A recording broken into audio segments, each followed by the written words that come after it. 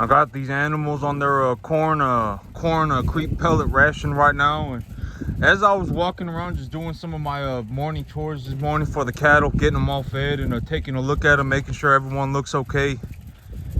Okay, so the thing about me is that I'm always collecting data, right? I always collect data. It doesn't matter if I'm driving down the street. It doesn't matter if I'm driving 3 towns away. It doesn't matter if I'm walking across my front yard, right? I always collect data. And so like this morning, what I was thinking when I was looking at my grass, well, we can go take a look at the grass here a little later.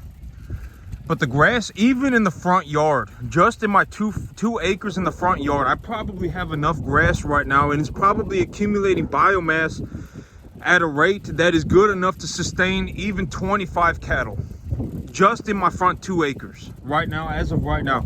Granted that I feed them a little bit of, I feed them about 0.5% of their body weight a day in grain. So that's what I'm doing right now, is right now I'm feeding them about 0.5% of their body weight a day in grain.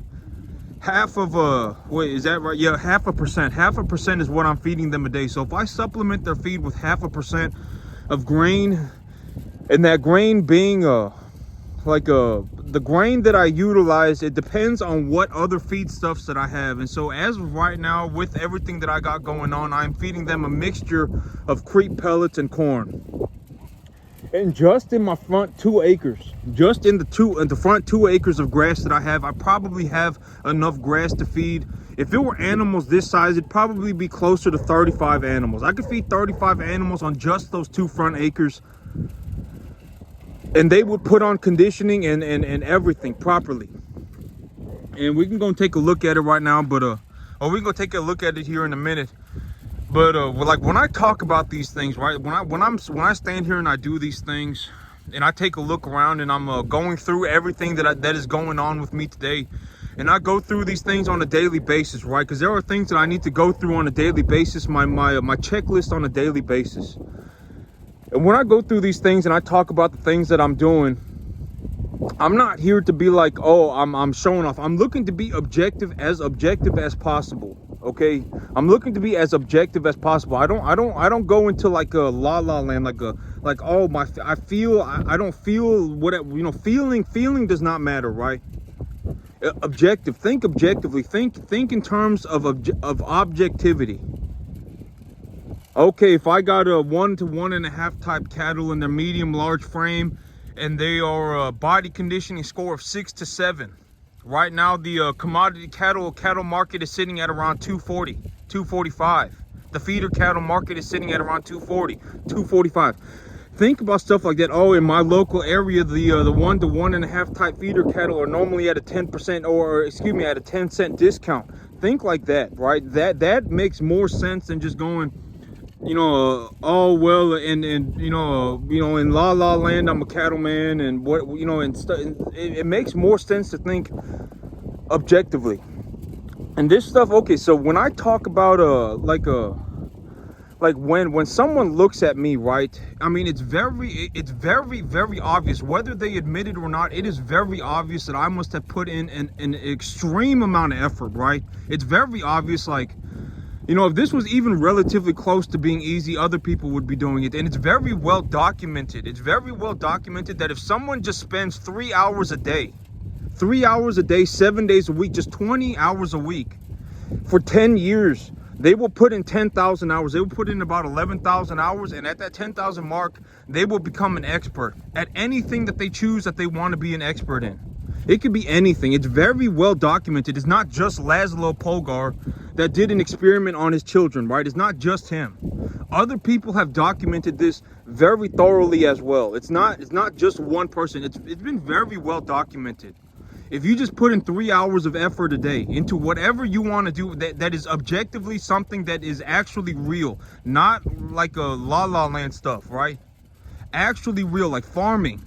It could be anything, as long it is like actually a thing, right? It can't just be like foo-foo dust. It can't just be like, oh well, whatever, right? It has to be. You have to choose something and you have to stick to it. And if you put in 3 hours a day, 7 days a week, just 20 hours a week for the next 10 years of your life, you will become an expert. But here's the thing, is that even becoming an expert is not enough for most people. In terms of, if you actually want to make a lot of money, like me, you know, objectively, I was looking at my finances yesterday, and it's like, you know, I'm not doing very well for myself, and my cattle farm still did over $100,000. My 10-acre farm did over $100,000 in the last 12 months. I made over $100,000 in the last 12 months. You know, granted that I'll have to sell these animals. Once I've sold these animals, I'll have made over $100,000 in the last 12 months on my 10-acre field, running commercial cattle. And so, you know, even being an expert, if you really think about what it takes to be an expert, it's not enough to be an expert. You have to go beyond that expert level. You have to go, you know, you realistically, like when I look at my life, it's, you know, I work a W-2 job for 50 hours a week, right? I work 50 hours a week, and then I also work on my cattle business for 50 hours a week, and that is practically all I do 24/7. And you have to really think about starting to try and put in 50, 60 hours a week into your field and do it for a very long period of time. Because it's very well documented, right? Like, it's not just Laszlo Pogar. Laszlo Pogar was not the only person who said, oh, if you put in a lot of effort and you put in a lot of time and you can become a genius at anything. Laszlo Pogar is not the only person who's come across this idea. A lot of people have come across this idea, and it's very you know, it's just, you know, the idea of becoming an expert, right? Becoming an expert. If you just put in 3 hours a day for 10 years straight, every single day for 10 years straight, you will become an expert. But if you really think about that, 20 hours a week is not hard. And so if you really think about how many people on this planet are actually experts at something, there are a lot of them. And if you, you know, if you want to be able to, you know, compete, or not even just compete, but perform at a level that you can see openings where even experts cannot, then you need to put in more time and more effort. You really need to start thinking about doing 50 hours a week, 60 hours a week. And it's not just for 10 years. It's probably going to be for closer to 12 to 15 years. And at that point, you will, you know, like a lot of people, when they see my farm and they go, oh my God, you know, he making a, you know, whatever, right? And it's like, when I look at my farm, it's like, objectively, I make over $100,000. I probably do something like $120,000, $140,000 a year, objectively. I'm not talking about subjective. I'm talking about objectively. I do about $120,000, $140,000 a year on this 10.5-acre field. And stuff like this, you know, I wasn't just born talking about plants. I wasn't just born a farmer, right? I had to learn this stuff, and I had to teach myself this stuff. And one of the things that really got me here, I think, is that farming was legitimately all I had. If I didn't become a farmer, I mean, who knows where I would have been? Who knows, right? Like, I don't know what I would have. I don't know what I'd do with myself. I don't know what I would have become. Honestly, I don't. Because it's like, you know, like I don't, you know, farming was legitimately all I had. And so this is why I spent so much time, even, you know, this is why I spent so much time farming. All the time, my whole, you know, since I was 18 years old, the moment I left high school, the only thing I wanted to become was a farmer, right? I wasn't like, oh, I'm going to go to college, right? I wasn't like, oh, I'm going to go to university. Oh, my whole I just wanted to become a farmer. Even when I, you know, and when I started, I didn't just magically appear one day and go, oh my God, you know, these plants must be doing this. There are people, right? There are people on the planet, like if they see an apple fall out of a tree, they'll go, oh man, this must be the formula for gravity, right? This must be gravity. There are people who see stuff like that. And there are people who, when they look at plants, they'll go, oh man, the leaf must have the leaf is interacting with the wind, and the wind is physically pushing carbon dioxide molecules in through microscopic pores on the bottom of the plant leaf, and the plant leaf has these microscopic pores, and they're excreting water. There are people who think these things, but I don't.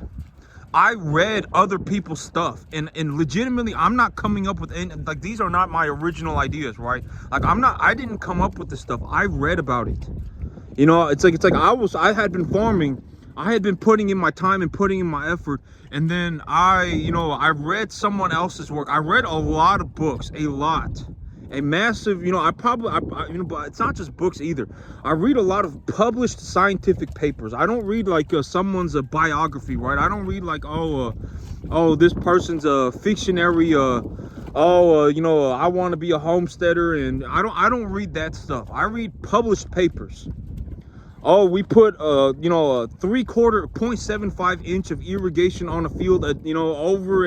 Over a period of 4 hours, we applied 0.75 inches of water, and in that water we had a solution of 75 ppm nitrate, 100 ppm nitrate, 125 ppm nitrate, 150 ppm nitrate, and we were growing this grass, or we were growing this crop on a sandy loam soil.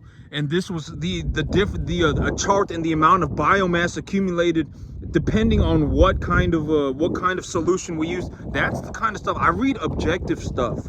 I don't. A lot of people they think subjectively, right? Oh well, I think I deserve a better life. Oh, I think I deserve more, right? That's subjective, right? Objectivity would be, okay, if I put in 50 hours a week for the next 15 years, 7 days a week, if I put in 50 hours a week, I could objectively become good at anything that I want to do. That would be objective thinking. There is, like, stuff like this, it does not happen overnight. It does not happen overnight. I don't know what else to tell people.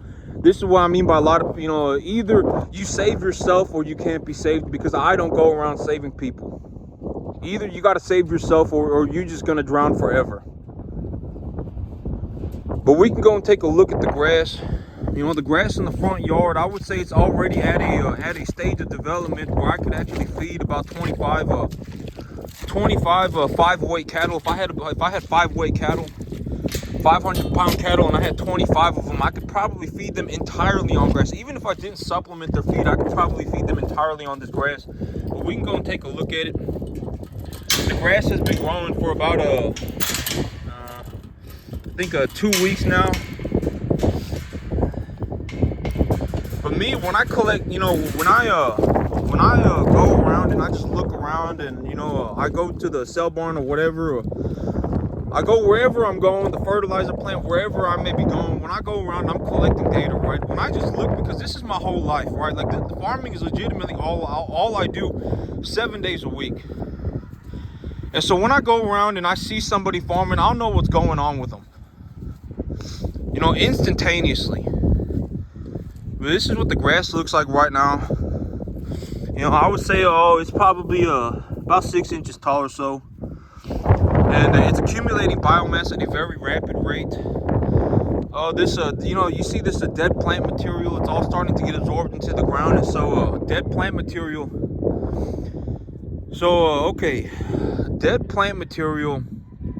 It's essentially just it's plant material that does not have water in it. Essentially, it still has everything else, like the minerals that it's obtained and stuff like that. And all this dead plant material, as it is decomposed back into the soil, it will release the minerals back into the soil that it's obtained. The nitrogen, the phosphorus, the potassium, the calcium, the sulfur, everything. It will release it back into the soil. And so I need to think about when I look at this field, this level of this amount of dead plant material, because there is a substantial amount of dead plant material on my field. I mean, look at it, right? There is a substantial amount of dead plant material on my field. I need to anticipate that stuff will give me a fertilizer credit. Well, as this stuff decomposes, it will release fertilizer back into my soil. Not only fertilizer, but also carbon. And that's also one of the big reasons why synthetic fertilizers drastically improve the quality of the soil. One of the big reasons why fertilizers, synthetic or organic, if you want to throw organic fertilizer on your field, that's fine too. But fertilizers drastically improve the quality of the soil when utilized properly. And the reason is because the fertilizer, it gives minerals to the plant material, right? But also the carbon, the plant material. So like when I look at this plant, right, it's a collection of many minerals, water, and carbon. And the carbon that the plant, carbon is I'm pretty sure it's like the second, or there's a lot of carbon in plant material, okay? Not as much as water, but there is a lot of carbon in plant material. And the carbon that is in plant material is obtained from the atmosphere. It's obtained from the atmosphere, and it's obtained, the carbon gas is obtained from the atmosphere, and then it's metabolized to create the physical plant structure. And so as the carbon is not something that I apply to the ground via fertilizer. The carbon is something that is put back into the ground by the plants.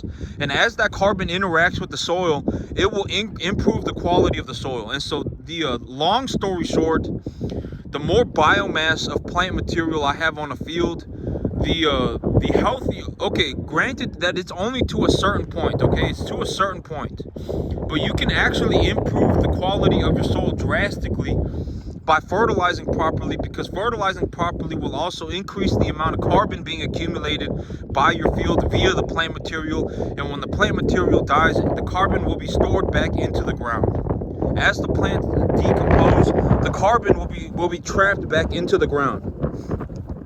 And so fertilizing, objectively fertilizing does have a capacity to drastically improve the quality of your environment when done properly. And so don't be scared of fertilizer. If you're looking to be, don't be scared of fertilizer, right? Learn to make educated choices. Don't be scared of stuff. Like a lot of people, they scared of whatever for whatever reason, right? Oh my God, they're scared of this, they're scared of that, they're scared of this, they're scared of everything. It's like, don't be scared, just go and, make an educated choice. Go and read about whatever grass or whatever crop it is you're trying to grow. And, if you want to grow a winter wheat, you can go on the internet right now and read as many papers as you could read papers for, you can read papers for hours on, but I wouldn't suggest reading papers for hours. Usually when I read, it's like I'll read about 5, 6, 7 abstracts and just call it a day. And if I really find something interesting, I'll read the entirety of the paper. Every once in a while, I'll read the entirety of the paper. Like I remember when I was reading about cattle antibiotics, I was reading a trial done on 3 different antibiotics: telithromycin, gamethromycin, or excuse me, I forget. I forgot exactly what they were. It was fluorphenicol, gamethromycin, and oxytetracycline. And they were running a trial on these 3 antibiotics, and I thought it was I thought it was important that I knew this stuff, and so I read the entirety of the paper. But I usually don't read the entirety of papers. I'll just read the abstract. But you can see that the grass is coming in. It's still got a lot of frost damage on it, but it's growing in very rapidly. And even on just these 2.5 acres right here, because grass is dynamic and it is growing at a constant rate, even just on these 2 acres, I could probably run 25 cattle. I probably could. Objectively, if I were just to take a graph of how much biomass I'm accumulating on my field right now, and the quality of the grass, what the protein concentrations are, what the digestibility of the grass is, if I were to just objectively look at my field right now, on these 2 acres, I could probably run 25, 35 cattle. And so I got a lot of grass right now, and if my grass goes like that, my money goes like that. And so having a lot of grass is very good. Because if I were to put a graph of the amount of biomass my farm is accumulating in terms of grass, and to superimpose that over my banking statement, they would be going in the same direction almost all the time. If my grass is going like that, my money is going like that. And so having a lot of grass is a very good thing. But that's it for me today, YouTube. Y'all have a good one.